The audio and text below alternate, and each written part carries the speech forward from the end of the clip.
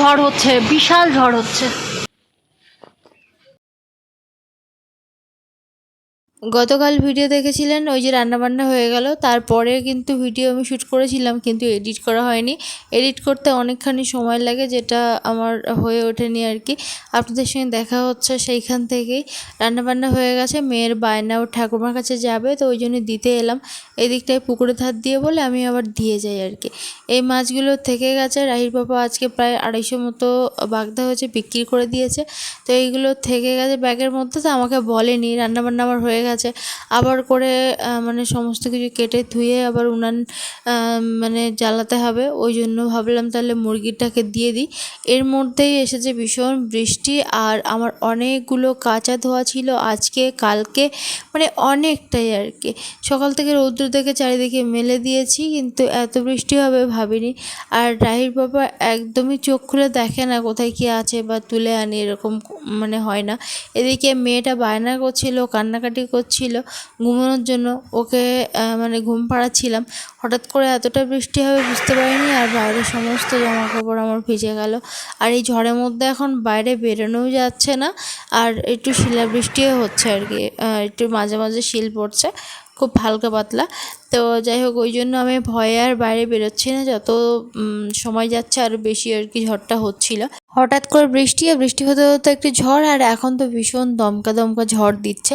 তো এই সময়টা বাইরে বেরোনো ভীষণ মুশকিল। আর চারিদিকে তো নারকেল গাছ, ওই জন্য নারকেল বা হচ্ছে এই নারকেলের ডাল পড়ার ভীষণ ভয়, আর নারকেল গাছেই বেশি বজ্র পড়ে। ওই জন্য আমি জামা কাপড়গুলোও তুলে আনার সাহস পাচ্ছি না, যা হয়েছে এখন আরেকবার করে ধুতে হবে। জানতাম বৃষ্টি খুব হলে এরকমটাই হবে, আমার উপরে ঠাকুর পুরো ভিজে যাচ্ছে, কি অবস্থা।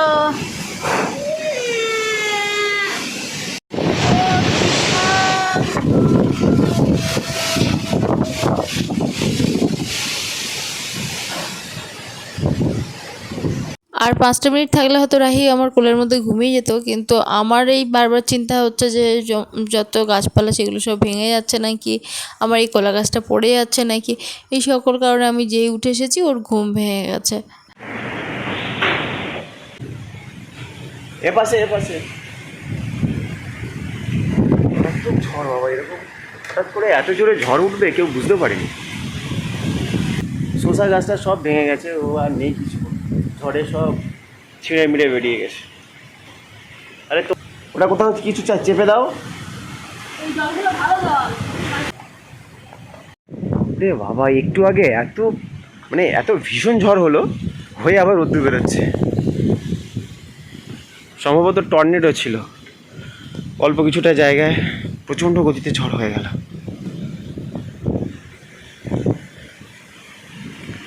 আমার থাকবে না, আম সব পড়ে গেছে।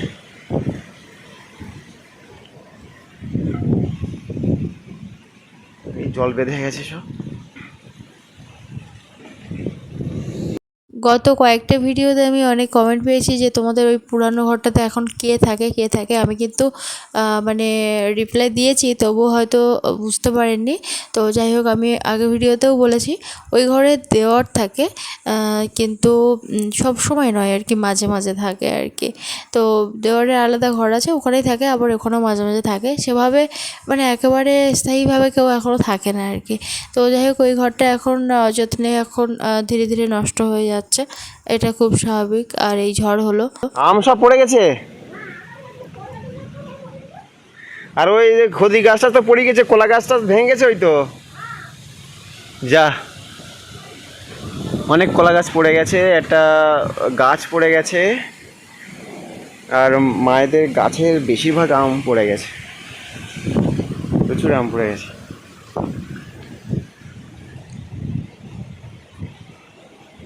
15 মিনিট হয়েছে এখনো, এত ঝড় এত বৃষ্টি, একদম ঝলমলে রৌদ্র, মনে হচ্ছে যেন কিছুই হয়নি। কে ঘটিয়েছে, কি হয়েছে, কি ব্যাপার। কিন্তু আমার এখানের অবস্থা ভীষণ খারাপ, রাত দিন 24 ঘন্টা এদের দিকে তাকাই আমি, এখন তাকিয়ে আমার কষ্ট হচ্ছে। পুরো ডালটা ভেঙে দিয়েছে, ফুলের ডাল। আর এই গাছটা আমি বারবার ভাবছিলাম যে এই কলা গাছটা পড়ে গেছে কিনা।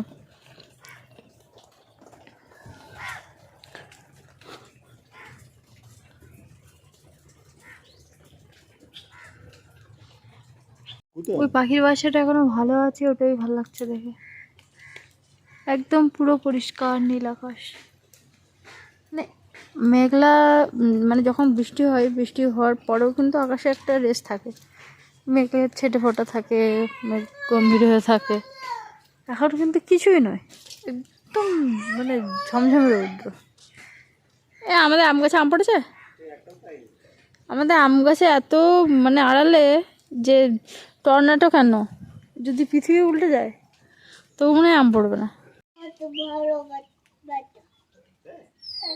আর এটা ওই লাল আলু পুড়িয়েছিলাম, ও সেটা চেটে চেটে খাচ্ছে, আমি খাওয়াচ্ছি হবে না, ও নিজে হাতে খাবে। কালি মেখে ভূত।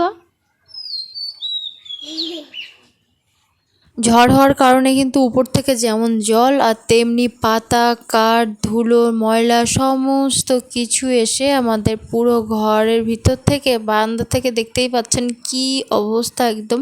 তো সেগুলো সমস্ত এবার কোনা কোনা থেকে আমাকে ঝাড় দিয়ে বের করতে হচ্ছে। আর অমনি রাহির বাবাকে বলছি যে তুমি কেন প্লাস্টিক আনছো না, প্লাস্টিক এনে তুমি তো ওইগুলোকে ঢেকে দিলে ঠিক হয়ে যেত, অল্প হাত দুয়েক করে ফাঁকা আছে, ওইটুকু কাজ অবশ্যই করলে করা যায়, মানে হয় না সে লেজে এসে বেঁধে যায় এরকমটা হয় না, তো সেরকমটা আমাদের সেই গল্পের মতোই হয়ে যায় আর কি। সব কিছু হয়ে গেছে, ওইটুকু এখন করতে পারছি না। তার কারণ হচ্ছে এক্ষুনি মালপত্র আনতে গেলে আমাদের বেশ কয়েক হাজার টাকা আর কি, প্রায় 13-14 হাজার টাকার মতো ওই বিল্ডার্সের দোকানে বাকি আছে। তো সেইটাকে মিটিয়ে তারপরে আমাদের মালপত্র আনতে হবে।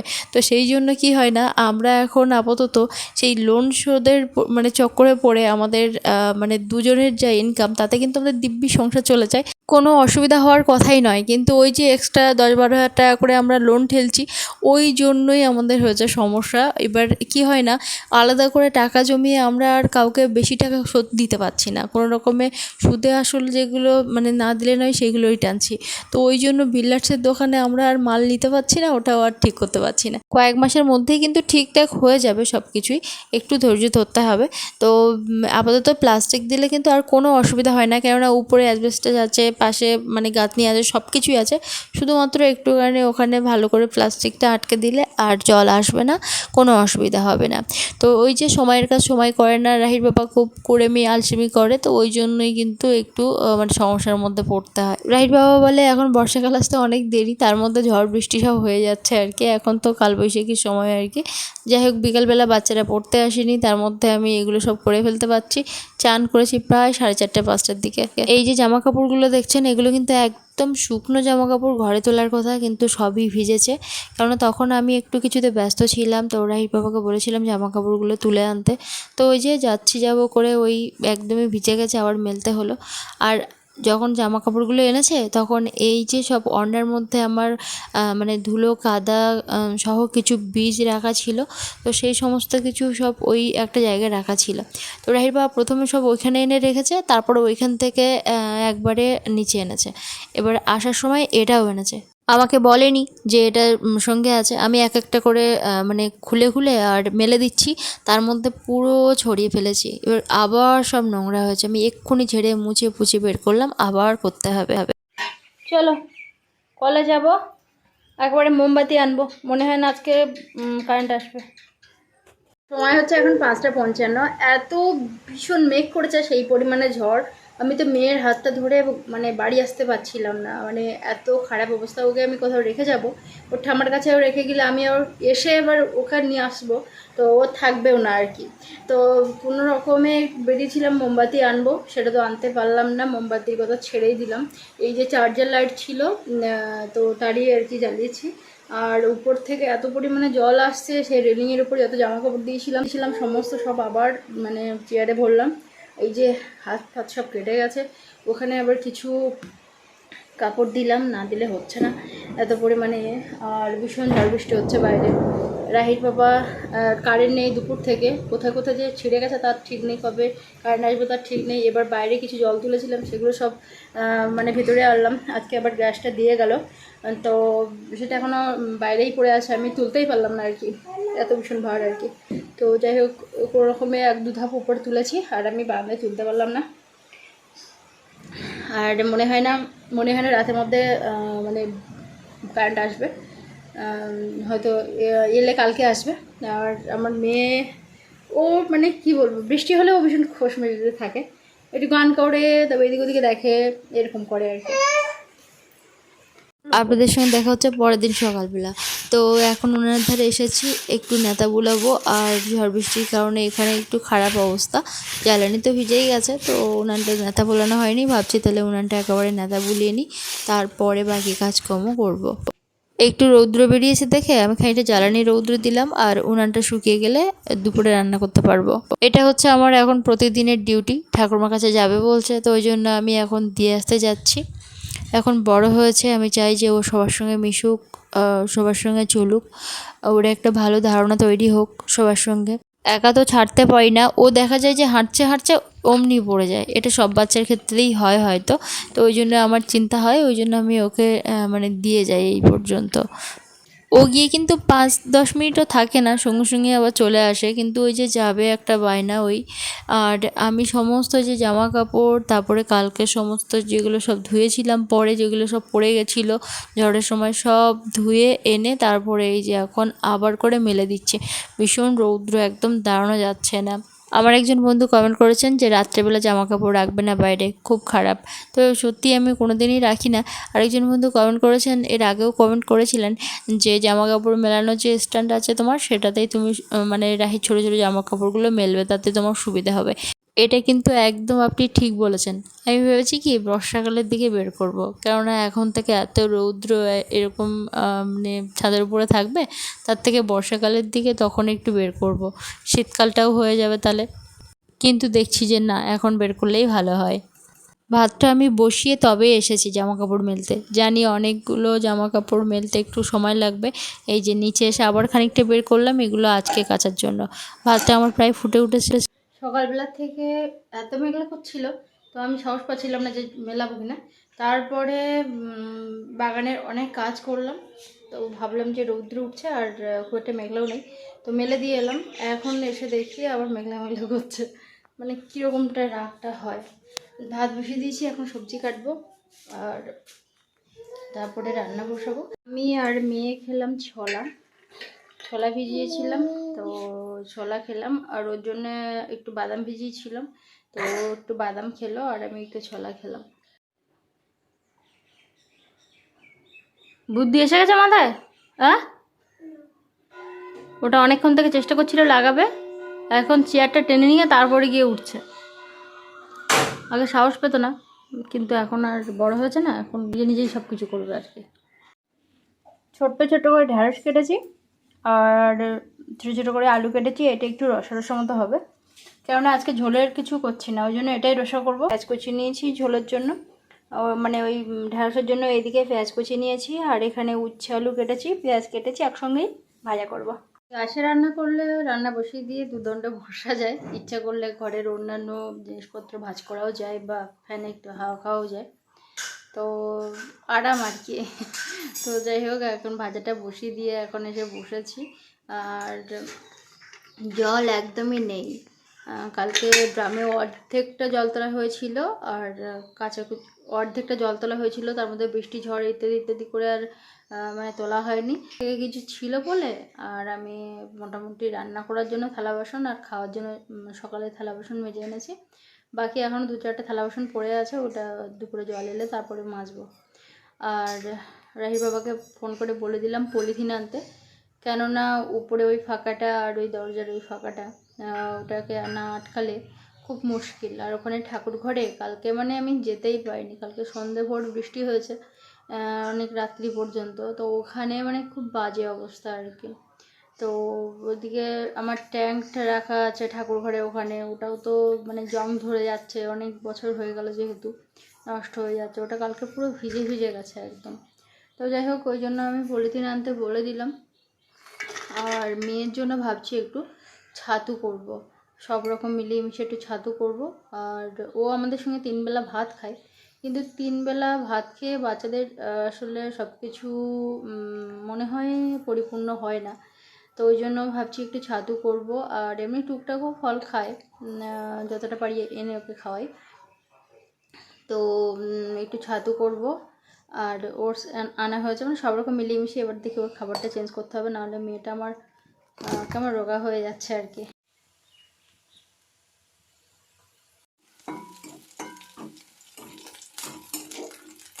আলুটা এখন লাল করে ভেজে নেব। আর এখন থেকে আবার মোড়ানি শুরু হয়ে গেছে, তো ওই জন্য এখন থেকে কিন্তু আর আঁটলে মাছ পড়বে না। আবার যখন গন শুরু হবে তখন থেকে আবার আটলে মাছ পড়া শুরু হবে। গত বছর তো প্রায় 15-20 হাজার টাকা ঘেরের পিছনেই খরচ করেছিলাম, কিন্তু শুধু খাবার মাছ ছাড়া আমরা কখনোই বিক্রি করতে পারিনি। তো এবছর দেখা যাক কি হয়। একদম অল্প আছে বসিয়ে দিয়েছিলাম, তারপরে ঢ্যাঁড়সটা এখন মোটামুটি সেদ্ধ হয়ে এসেছে। এবার আঁচটা বাড়িয়ে আরও একটু লাল করে ভাজবো, তারপরে একদম রসা হবে আর কি। সর্ষে বাটা দিয়ে অনেক সময় ঢ্যাঁড়স রান্না করা যায়, কিন্তু সর্ষে বাটার কোনো তরকারি আমার বর আবার পছন্দ করে না, কেমন করতে থাকে। তো ওই জন্য এই ঝাল ঝোল ভাজা এগুলোই বেশি করা হয়। এবার ভাবছি পরের গণে যদি চিংড়ি মাছ হয়, বাগদা হয়, তাহলে একটু সর্ষে বাটা দিয়ে রান্না করব। কেননা দিদিভাই কমেন্ট করেছেন যে একবার করে দেখো।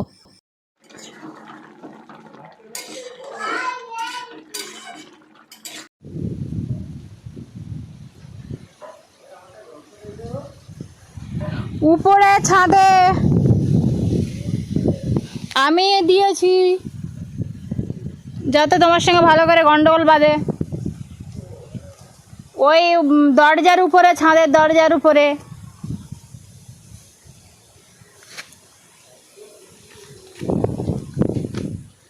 যতদিন না প্লাস্টিক আনবে, কালকে আমি কি কষ্ট করেছি, সেই জামা কাপড় কাড়িয়ে আমার 2-3 বারে করতে হলো।